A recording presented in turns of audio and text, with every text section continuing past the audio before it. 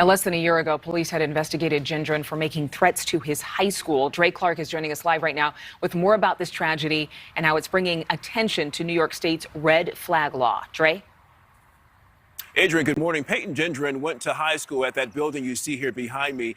He had no criminal record and he had no known history of violence. His first direct connection to police happened last June when he threatened to open fire at his high school graduation. New York State Police investigated and they cleared Gendron of any criminal wrongdoing.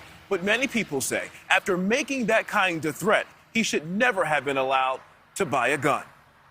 New York State has some of the toughest gun laws in the country. The state's red flag law prevents people who show signs of being a threat to themselves or others from buying or possessing a firearm. After Payton Gendron threatened to carry out a murder-suicide at his high school last June, New York State Police investigated, and Gendron was ordered to undergo a mental health evaluation.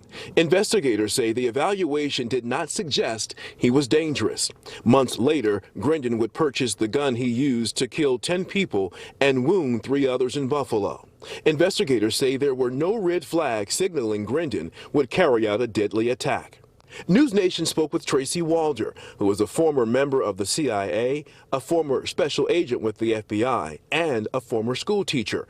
Her experience providing us a detailed understanding of how this oversight could have happened. So in this New York case, yes, him saying that he wanted to commit murder and suicide would have probably been enough to at least begin a case for one of those protective orders. 19 other states across the country has similar red flag laws. In fact, in 2020, according to the Wall Street Journal, authorities around the country used the laws to temporarily remove 5,000 guns from known dangerous individuals. An extreme risk protection order could have been filed against Gendron, stopping him from buying a gun and making him surrender any firearms already in his possession. Gendron was allowed to buy his murder weapon because no one raised any red flags. He was not taken seriously, and that was a massive and very costly mistake.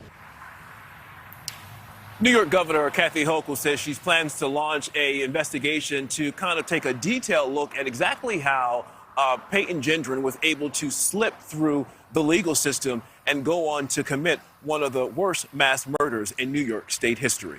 Thank you so much for watching. Make sure to click on the red subscribe button below so you can get more of NewsNation's fact-driven, unbiased coverage.